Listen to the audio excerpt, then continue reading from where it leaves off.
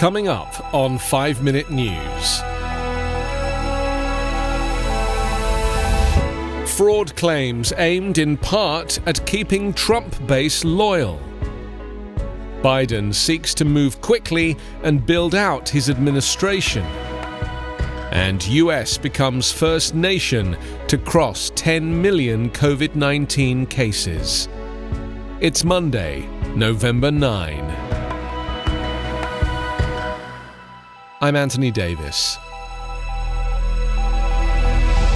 The Trump campaign's strategy to file a barrage of lawsuits challenging President-elect Joe Biden's win is more about providing President Donald Trump with an off-ramp for a loss he can't quite grasp, and less about changing the election's outcome, according to senior officials, campaign aides and allies who spoke to the Associated Press, who broke the news of Biden's win. Trump has promised legal action in the coming days as he refused to concede his loss to Biden, making an aggressive pitch for donors to help finance any court fight.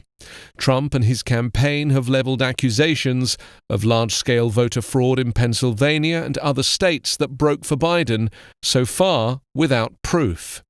But proof isn't really the point, said the People.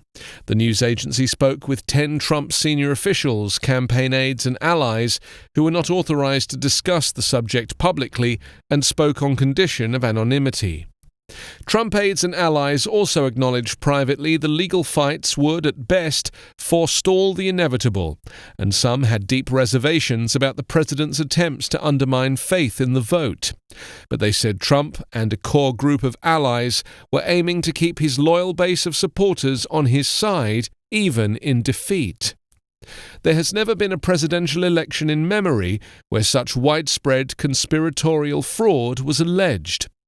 Moments after the AP called the race for Biden, Trump attorney Rudy Giuliani stood in front of campaign banners taped over the garage door of the Four Seasons landscaping company in Philadelphia, wedged near a cremation center and an adult bookstore called Fantasy Island, with a handful of poll watchers, and declared they'd been kept too far away to check for any inaccuracies. Something fishy was going on, he said. We have no way of knowing because we've been deprived of the right to inspect ballots, he claimed. He said he'd be filing suit in federal court, but the issue has already been before judges.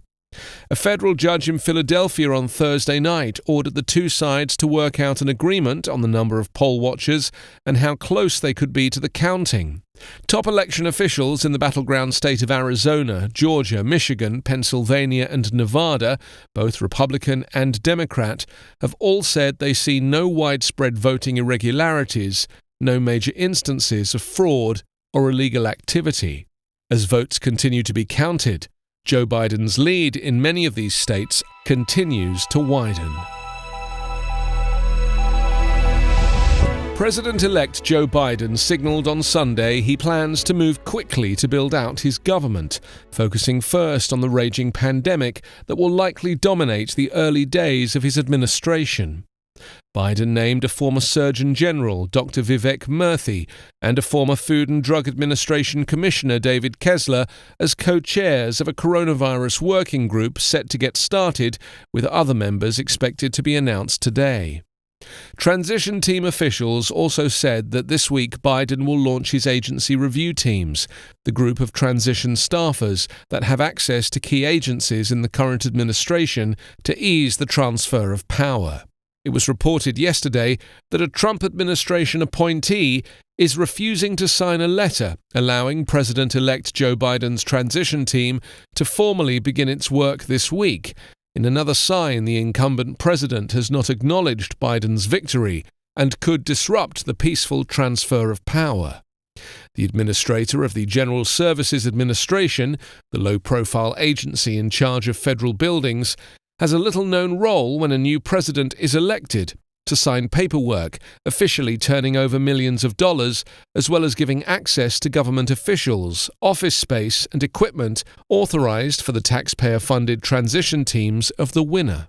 Meanwhile, Israel's Prime Minister Benjamin Netanyahu, one of Trump's closest allies, opened a cabinet meeting on Sunday by congratulating Biden, a former vice president and longtime senator. The United States became the first nation worldwide since the pandemic began to surpass 10 million coronavirus infections, according to a tally on Sunday, as the third wave of the COVID-19 virus surges across the nation. The grim milestone came on the same day as coronavirus cases globally exceeded 50 million. The US has reported about 1 million cases in the past 10 days, the highest rate of infections since the nation reported its first case in Washington state 293 days ago. The country reported a record 131,420 cases on Saturday and has reported over 100,000 infections 4 times in the past 7 days. The latest US reported 7-day average is more than the combined average for India and France, 2 of the worst affected countries in Asia and Europe. More than 237,000 Americans have died of COVID-19 since the illness first emerged in China late last year. The Midwest remains the hardest-hit region based on the most cases per capita, with North Dakota, South Dakota, Wisconsin, Iowa, and Nebraska the top 5 worst affected US states.